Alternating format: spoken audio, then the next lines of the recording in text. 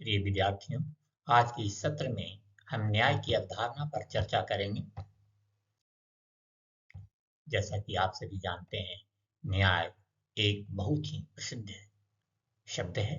हम सभी दिन प्रतिदिन के जीवन में इस शब्द का प्रयोग करते हैं। जब कहीं कुछ अनुचित, कुछ गलत होते रहता है, तब हम ईश्वर की शरण में जाते हैं या ऐसा कहते हैं कि भगवान न्याय करेगा। न्याय का को विभिन्न विद्वान विभिन्न अर्थों में लेते हैं। प्राचीन समय से ही न्याय की अपनी अपनी व्याख्याएं विद्वानों ने की है। राजनीति विचारक, जो कि राजनीति विचार के जनक भी माने जाते हैं, कह सकते हैं उनको, प्लेटो।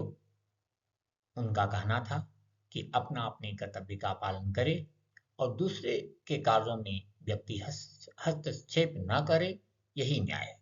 मतलब प्लेटो के अनुसार न्याय नैतिक न्याय है। न्याय नैतिक का अर्थ नैतिकता से है। न्याय नैतिकता से जुड़ा हुआ है। कर्तव्य पालन करना ही न्याय है। प्लेटो के ही समकालीन थ्रेसमेकस कहते हैं कि न्याय जो है शक्तिशाली का हित है। अर्थात आप यदि शक्तिशाली के हित का काम कर रहे हैं तो न्याय कर रहे हैं, और यदि आप शक्तिशाली के हित में काम नहीं कर रहे हैं तब आप अन्याय कर रहे हैं। अर्थात शक्तिशाली के हित में काम करने से आपको पुरस्कार मिल सकता है, और यदि शक्तिशाली के हित में काम नहीं करते हैं तो दंड मिल सकता है। इसका अर्थ है कि आप शक्तिशाली के हित में ही काम करें। उसी समय के एक विद्वान है ग्लूकॉन, जो कहते हैं न्याय भय का शिशु है। मतलब हम न्याय तभी करते हैं क्योंकि हमें भय होता है। यदि भय नहीं हो तो हम न्याय की बिल्कुल नहीं कर सकेंगे।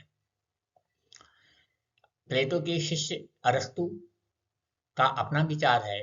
उनका मानना है समान के साथ समान और असमान के साथ असमान व्यवहार करना ही न्याय है। उनका कहना है कि बांसुरी उसी को दी जानी चाहिए जिसे बजाना आता हो। अर्थात जो जिससे योग्य है उसको वही चीज दिया जाना चाहिए, और यही न्याय है। बेंथम का न्याय का सिद्धांत वास्तव में अधिकतम को अधिकतम सुख से संबंधित है। इसका मतलब है कि न्याय समाज में तभी संभव होगा जब अधिक से अधिक लोगों को अधिक से अधिक सुख मिले। परंतु यहाँ दिक्कत यह है कि जिनकी संख्या कम है, क्या उन्हें सुख नहीं चाहिए? क्या उन्हें न्याय नहीं चाहिए? यही कारण है कि बेंथम के इस सिद्धांत की आलोचना की जाती है। लोगों को वह मिले जिसके वह योग्य है। ज्यादातर विद्वान मानते हैं कि जो व्यक्ति जिस चीज को डिजर्व करता है उसे वह मिलना चाहिए। अर्थात न्याय का आधार योग्यता होनी चाहिए। संसाधनों का बंटवारा कैसे हो? संसाधनों का न्यायपूर्ण बंटवारा समाज में कैसे हो, इसके लिए अनेकों आधार बताया जाता है। जैसा कि हमने अभी बात की, योग्यता का आधार एक महत्वपूर्ण आधार है। जो व्यक्ति योग्य है उसे संसाधनों पर उनका हक ज्यादा होता है। दूसरा आधार है आवश्यकता। समाज में बहुत सारे गरीब लोग हैं, कमजोर हैं, नीडी पर्सन हैं, जिन्हें संसाधनों का हिस्सा मिलना चाहिए और उन्हें नहीं मिल पा रहा है। तो आवश्यकता के आधार पर समाज में संसाधनों का बंटवारा हो और गरीब कमजोर को न्याय प्राप्त हो सके। तीसरा आधार है समानता, कि समाज के सभी वर्गों को समाज और राज्य के संसाधनों पर बराबर पहुंच हो, बराबर का अधिकार हो और समानता हो। इस प्रकार से तीन आधारों पर की चर्चा की जाती है। कुछ विद्वान समानता के आधार के पक्ष में हैं। वो चाहते हैं कि समाज में संसाधनों का समान बंटवारा हो। कुछ विद्वान आवश्यकता पर बल देते हैं, तो बहुत से विद्वान हैं जो योग्यता पर बल देते हैं। हम एक उदाहरण से इसे समझेंगे। यदि हमारे पास 10 रसगुल्ले हैं और 10 विद्यार्थी बैठे हैं, तो समानता का आधार कहता है कि प्रत्येक विद्यार्थी को एक एक रसगुल्ला बांट दिया जाए। जबकि आवश्यकता का आधार कहेगा कि जो विद्यार्थी खाना खाकर नहीं आया है, भूखा है, उसे ज्यादा दिया जाए, और जो भरपेट खाकर आया है या खाना नहीं चाहता है तो उसे न दिया जाए। इस प्रकार रसगुल्ला लोगों के बीच, विद्यार्थियों के बीच आवश्यकता के आधार पर बांटा जाए।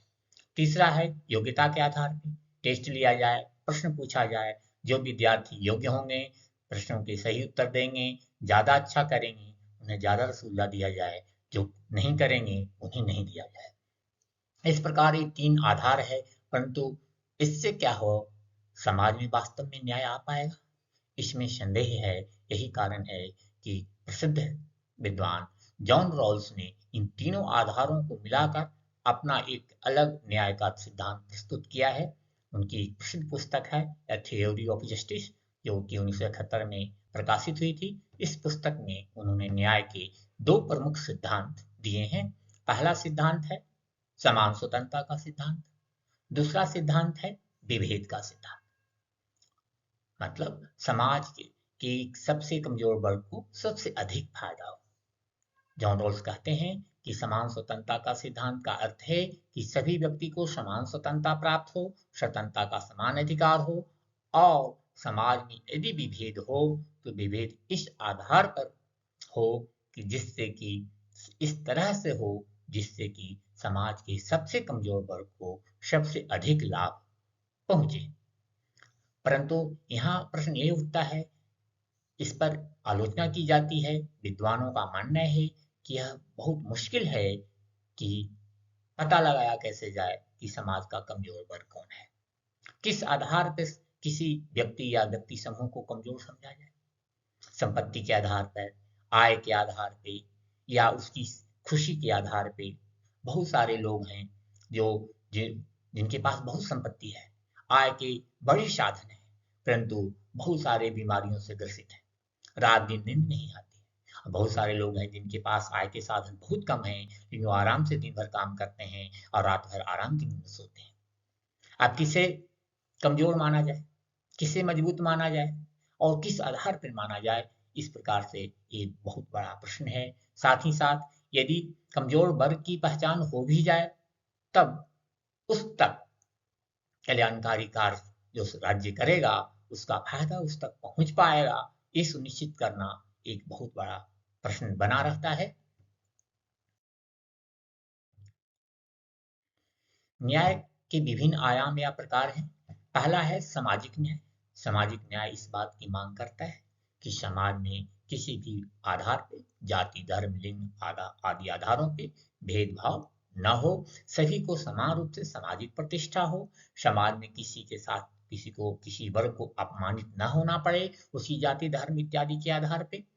उसी प्रकार आर्थिक न्याय इस बात की वकालत करता है कि सबको उसकी न्यूनतम आवश्यकताओं की पूर्ति हो, कोई किसी को खरीदने और बेचने की स्थिति में न हो, और लोगों के बीच आय और संपत्ति में एक बड़ा अंतर न हो। तीसरा कानूनी न्याय है, जो ये वकालत करता है कि कानून सब पर समान रूप से लागू हो, कानूनी न्याय तक पहुंच सबको हो। ऐसा ना हो कि जो संपन्न व्यक्ति है, समाज का मजबूत वर्ग है, वो वकील और जज को अपने हिसाब से चला ले, और जो कमजोर वर्ग है वो जो है उसका भुक्तभोगी हो। राजनीतिक न्याय ये इस बात की वकालत करता है कि प्रजातांत्रिक प्रक्रिया में ऐसी व्यवस्था बनाई जाए कि समाज का प्रत्येक वर्ग वास्तव में उसमें पार्टिसिपेट करने की स्थिति में हो।